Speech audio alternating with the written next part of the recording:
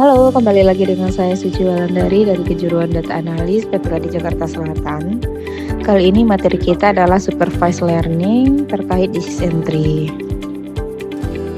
Di sini kita menggunakan Google Collaboratory atau Google Colab. Untuk mengimpor librariesnya kita menggunakan Pandas, NumPy, Matplotlib, Seaborn, dan sklearn. Setelah semua library kita import, langkah selanjutnya kita harus melakukan load dataset. Di sini kita menggunakan dataset chart.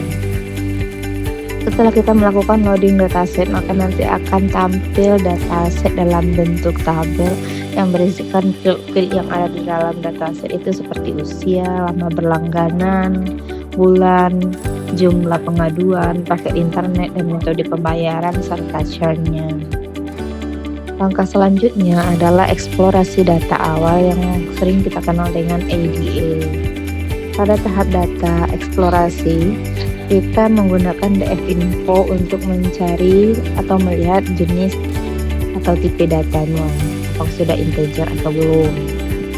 Setelah dfinfo, kita lakukan dfdescribe, yaitu describe statistik untuk melihat count, mean, standar deviasi, dan min-max-nya dari data atau field yang ada pada dataset.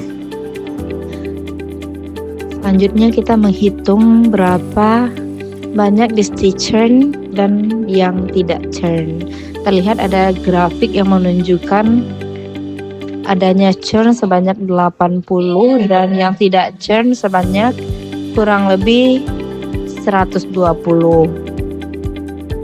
Selanjutnya kita lakukan encoded, yaitu merubah data dengan kategorikal menjadi format numerik. Setelah kita lakukan perubahan data kategorikal menjadi data numerik binary, selanjutnya kita lakukan split data untuk melihat berapa banyak data training dan data testing. Di sini kita lakukan pemilihan data testing sebesar 0,2 atau sebanyak 20% dan data trainingnya sebanyak 0,8 atau 80%. Pada tahap membangun model, di sini saya menggunakan 5 jenis algoritma klasifikasi, yaitu decision trees, random forest, vector machine, logistic regression, dan nearest neighbors. Selanjutnya kita lakukan prediksi dan evaluasi model decision tree. Model ini menunjukkan akurasi keseluruhan sebesar 70% atau 0,7. Namun hasil evaluasi ini yang lebih mendalam pada classification report dan confusion matrix menunjukkan adanya masalah serius.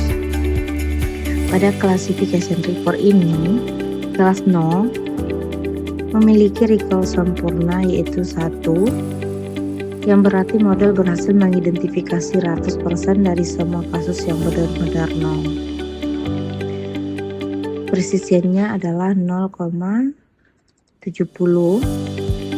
Kelas 1 memiliki nilai precision dan recall dan F1 score 0,00.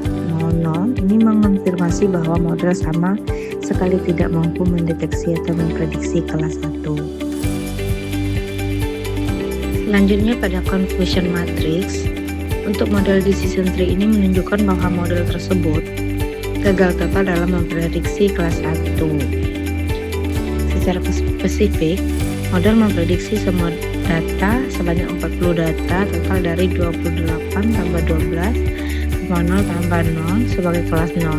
Ini terlihat dari kolom prediksi 1 yang semuanya bernilai 0.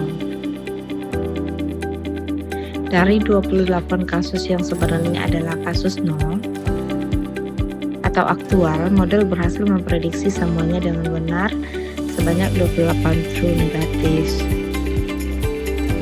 Namun dari 12 kasus yang sebenarnya adalah kelas 1 aktual, model salah memprediksi semuanya sebagai kelas 0 atau 12 false negatif meskipun memiliki akurasinya 70%. Performa ini sangat menyesatkan karena model tidak memiliki sama sekali untuk mengidentifikasi kasus dari kelas 1. Selanjutnya terlihat visualisasi decision tree yang menyimpulkan bahwa visualisasi ini mengkonfirmasi bahwa jumlah pengaduan adalah fitur paling kritis. Meskipun demikian, prediksi akhir atau kelas di hampir semua node daun termasuk akar adalah tidak churn, mengindikasikan bahwa model tersebut sangat bias terhadap kelas mayoritas.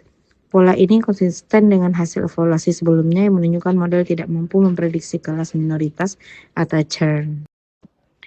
Nah, itu adalah materi kita hari ini tentang decision tree. Semoga dapat dipahami. Sampai bertemu lagi pada materi berikutnya. Terima kasih.